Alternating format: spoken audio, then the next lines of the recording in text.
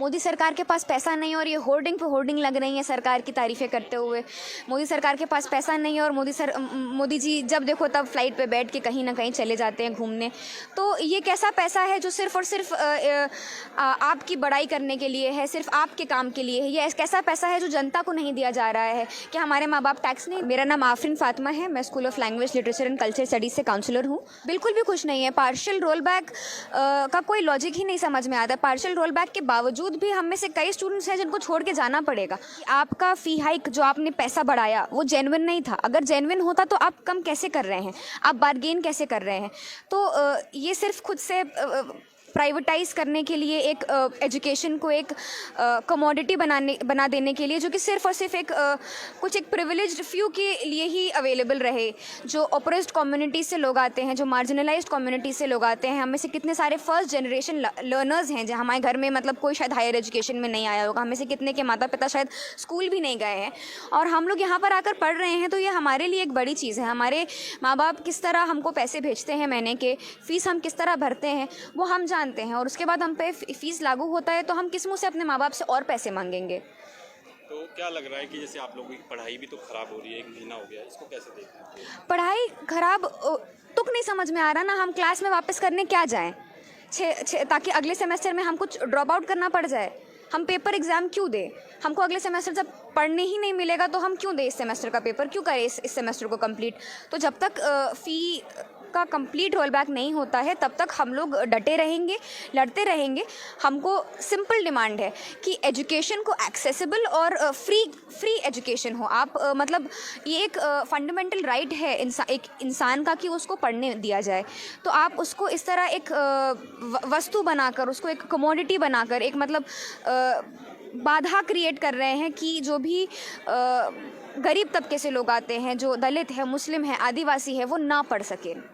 ये दिखता है क्योंकि सबसे ज़्यादा जो अफोर्ड नहीं कर पाएंगे वो ऑप्रेस्ड कम्युनिटीज़ के लोग होंगे, मार्जिनलाइज्ड कम्युनिटीज़ के लोग होंगे, और आप ये कर रहे हैं तो ये दिखाता है कि किस तरह आप चाहते हैं कि सिर्फ एक तबका, एक कुछ लोग ही एजुकेशन में तो मैम, लेकिन जो जनरल है उसके भी लोग जो गरीब हैं, ठीक है, परसेंटेज उनकी बहुत कम है आप लोगों के मुकाबले, लेकिन वो भी तो नहीं पढ़ पाएगा। बिल्कुल सही बात है। हम ये नहीं कह रहे हैं कि आप सिर्फ हमको पढ़ने दीजिए और जनरल को नहीं पढ़ने दीजिए। हम गरीब तबके की भी बात कर रहे हैं जिसमें सब आते हैं। तो जो भी गरीब, जो जनरल में भी गरीब तबके हैं वो मतलब ऐसा समझने की कोशिश करनी चाहिए कि जो अमीर तबका है वो यूजुअली अपर कास्ट ही है, और जो जनरल है वो भी अपर कास्ट है ऑफ कोर्स, लेकिन हमको भी मार्जिनलाइज करा गया है। जो जनरल तबका है उसमें जो EWS रिजर्वेशन जैसे फॉर एग्जांपल आया है, तो अभी जो रोल बैक हुआ उसमें पार्शियल रोल बैक करा कि EWS वालों को थोड़ा सा कुछ वो देंगे, मतलब कुछ इसमें भी पॉलिटिक्स हो रही है। हाँ, लेकिन उसके बावजूद भी EWS के जो स्टूडेंट्स पढ़ रहे हैं वो अफोर्ड नहीं कर पाएंगे। जो गरीब घर से लोग आ रहे हैं, जो इतने मुश्किल से जद्दोजहद से अपने पता नहीं किस किस गांव से, किस किस शहर से लोग आ रहे हैं और दिल्ली में आकर पढ़ाई हासिल कर पा रहे हैं। JNU जैसे एक इंस्टीट्यूट, जितनी भी सेंट्रल यूनिवर्सिटीज़ हैं, ऐसे इंस्टीट्यूट्स में पढ़ाई कर पा रहे हैं। और ये देखने की बात है कि हर यूनिवर्सिटी में धीरे धीरे फ़ीस बढ़ाई जा रही है। ये सिर्फ JNU ऐसे आइसोलेशन में फ़ीस नहीं बढ़ाई गई है, हर सेंट्रल यूनिवर्सिटी में फ़ी बढ़ाई गई है, चाहे वो अलीगढ़ मुस्लिम यूनिवर्सिटी हो, चाहे वो DU हो, हर यूनिवर्सिटी में फ़ीस बढ़ाई जा रही है ताकि एक जो तबका है जो आज तक पढ़ नहीं पाया है, और पढ़ नहीं पाया है तो सवाल नहीं कर पाया है, तो वो तबका पढ़ ना पाए, और नहीं पढ़ पाएगा तो सवाल नहीं करेगा, सही सवाल नहीं करेगा। उसको बुद्धू बना सकेंगे गाय में और गाय की बातों पे और नेशनलिज्म की बातों पे। तो हमको बुद्धू बनाने के लिए और ताकि हम समझ ना रखें, उसको रोकने के लिए, हमारे सवालों को रोकने के लिए हमको शिक्षा से दूर करा जा रहा है। मोदी सरकार जो है, क्या लग रहा है कि शिक्षा पे तो कटौती कर ही रही है, लेकिन ऐसा लग रहा है कि मोदी सरकार के पास क्या पैसा नहीं है? आपको लगता है मोदी सरकार के पास पैसा नहीं और ये होर्डिंग पे होर्डिंग लग रही है सरकार की तारीफ़ें करते हुए? मोदी सरकार के पास पैसा नहीं और मोदी जी जब देखो तब फ्लाइट पे बैठ के कहीं ना कहीं चले जाते हैं घूमने। तो ये कैसा पैसा है जो सिर्फ और सिर्फ आपकी बड़ाई करने के लिए है, सिर्फ आपके काम के लिए है? ये कैसा पैसा है जो जनता को नहीं दिया जा रहा है? क्या हमारे माँ बाप टैक्स नहीं देते हैं?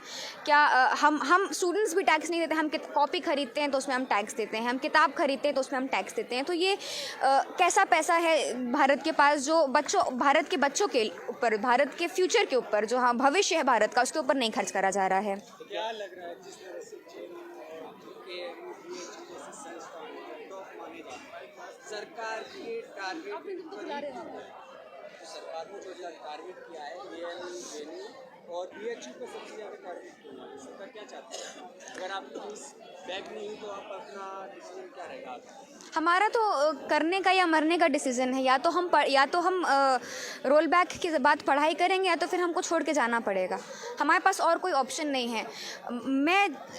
मुझे पता है मेरे पिताजी नहीं अफोर्ड कर पाएंगे कि अगर 8,000 रुपये 7,000 रुपये महीना पैसे देने पड़े घर पे। मेरी एक छोटी बहन है जिसकी फ़ीस जानी है, मेरी एक बड़ी बहन है जिसकी फ़ीस जानी है। तो बहुत मुश्किल का, और सिर्फ हम लोग की फ़ीस हटाकर हम लोग के घर का भी खर्चा है, खाना है, पानी है। तो मतलब बहुत ही प्रॉब्लमेटिक सिचुएशन है हम लोग के लिए। और जिस तरह यूनिवर्सिटीज़ को, स्पेशली वो यूनिवर्सिटीज़ जहाँ पर एक गरीब तबका जो अभी तक एजुकेशन से वंचित रहा है वो आ पा रहा है। लेकिन आप कह रहे हैं हम छोड़ के चले जाएंगे, अगर आप छोड़ के चले गए तो सरकार का जो सिद्धांत है वो उनका कामयाब हो जाएगा। हम तब तक लड़ते रहेंगे जब तक हम लड़ सकते हैं।